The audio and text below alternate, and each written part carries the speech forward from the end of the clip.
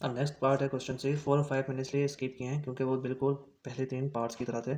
आप उनको खुद सॉल्व करें। इन केस अगर आपसे कोई चीज़ समझ नहीं आ रही, कोई कन्फ्यूजन है, तो आप कमेंट सेक्शन में मेरे से पूछ सकते हैं, या फिर आपके लिए एक अलग वीडियो बना के उसको मैं समझा सकता हूँ। अब इनमें क्या है कि अब आपने इनको जब लोवेस्ट फॉर्म में किस तरीके से लेके आना है, आप एक चीज़ देखें। यहाँ पे एक्स का साइन पॉजिटिव है और 3 का साइन नेगेटिव है। नीचे 3 का साइन पॉजिटिव है और एक्स का साइन नेगेटिव है।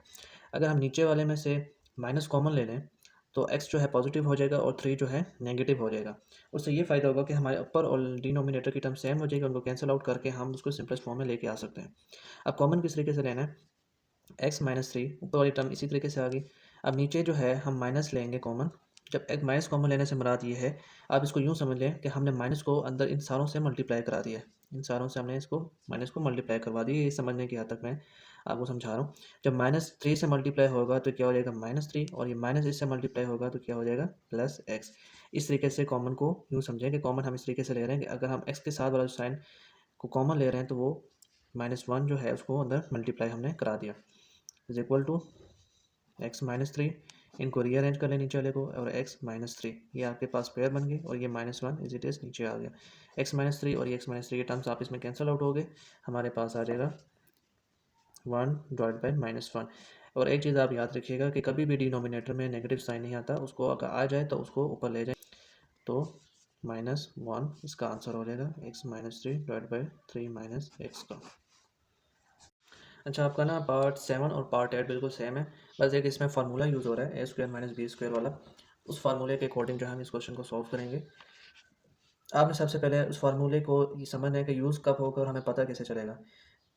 अगर सपोज मैं फर्स्ट टर्म a रख लेता हूँ, दरमियान में नेगेटिव का साइन होता है, और दूसरी टर्म b है, और ये दोनों टर्म्स किसी ना किसी का स्क्वायर बनती हैं, किसी भी टर्म का स्क्वायर बनती हैं, तो तब हमारे पास ये फार्मूला बन जाएगा a² - b² is equal to a - b into a plus b।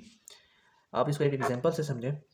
Suppose कि मेरे पास यहाँ पे 49 है, और यहाँ पे हमारे पास सपोज़ कर लें ये 49 x² है माइनस इंटू 9। ठीक हो गया।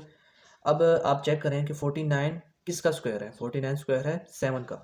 ठीक है, 7 लिख लिया। अब ये देखिए इसके साथ x भी मल्टीप्लाई हो रहा है, x²। तो x² किसका स्क्वायर परफेक्ट स्क्वायर बन सकता है, x का। ठीक है, यानी x को 2 दफ़ा मल्टीप्लाई करें x² आ जाएगा, और 7 को 2 दफ़ा मल्टीप्लाई करें तो 49 आ जाएगा। यानी 7x का होल का अगर हम स्क्वायर लें तो ये वाली टर्म हमारे पास वापस आ जाएगी। -9 किसका परफेक्ट स्क्वायर है, 3 का। -3 होल स्क्वायर। जब हम अब यहाँ पे देखें, ये हमारे पास फर्स्ट टर्म है और ये लास्ट टर्म है। ये हमारे पास a के इक्वल है और ये हमारे पास b के इक्वल है, और ये वाली टर्म सिंपल, ये टर्म जो है a के इक्वल है, और ये वाली टर्म जो है सारी की सारी ये हमारे पास इक्वल है b के। ठीक, तो अब ये इस टर्म की जगह आ गया a माइनस फार्मूले का क्वेश्चन का, और इसकी जगह आ गया b, और ऊपर जो है ब्रैकेट के ऊपर स्क्वायर आ गया, तो a² - b² वाली फॉर्म बन गई है। अब हम यहाँ पे a - b into a plus b वाला फार्मूला यूज़ कर सकते हैं, और यही कंसेप्ट, सेम कंसेप्ट जो है आपके क्वेश्चन से पार्ट 7 और पार्ट 8 में यूज़ हो रहा है। इनको अब इस तरीके से समझते हैं। अब देखें, x² - 81 divided by x plus 9। Clear. आप देखें x² किसका परफेक्ट बन सकता है, यानी किस टर्म को 2 दफ़ा मल्टीप्लाई कराएं तो हमारे पास x का स्क्वायर आ जाएगा। तो हमें पता है x को अगर हम 2 दफ़ा मल्टीप्लाई करें तो हमें x का स्क्वायर आ जाएगा। तो 2 दफ़ा x लिखने के बजाय हम ऊपर स्क्वायर डाल दिया ताकि ये वाली टर्म वापस आ जाए। इसी तरीके से 81 किसका परफेक्ट स्क्वायर है, 9 का, divided by x plus 9। Clear. और इक्वल टू का साइन लास्ट में आपने डालते जाना है। अब ये हमारे पास x² - 9², एक दफ़ा हम x - 9 एक दफ़ा माइनस के साथ लिखेंगे और एक दफ़ा प्लस के साथ लिखेंगे, divided by x plus 9। Same terms cancel हो जाएंगे, तो हमारे पास आ जाएगा x माइनस 9, और ये आपका आंसर आ गया x² - 81 divided by x plus 9 equals to x minus 9। ये हम इसको सिंपलेस्ट फॉर्म में लेके आ गए, जहाँ x की जो मैक्सिमम पावर 2 थी और यहाँ पे आ गई 1। सेम प्रोसेस जो है आपके पार्ट 8 में हो रहा है। r+3 और r+4 डिवाइड बाई r किसका परफेक्ट स्क्वायर बन सकते हैं, r का, और 16 जो है 4 का परफेक्ट स्क्वायर बन सकता है, is equal to r+3 into r+4। इसी तरीके से a² - b² वाला फार्मूला लग रहा है, एक दफ़ा माइनस के साथ लिखना है और एक दफ़ा प्लस के साथ लिखना है। तो r4 एक दफ़ा माइनस के साथ आएगा और 4 दूसरी दफ़ा प्लस के साथ आएगा।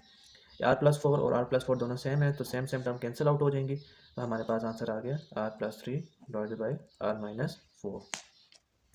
तो हमारे पास फाइनल, अब इसको हम इनके इक्वल रख के लिख देंगे R plus three R plus four divided by R square minus 16 is equal to R plus three divided by R minus four.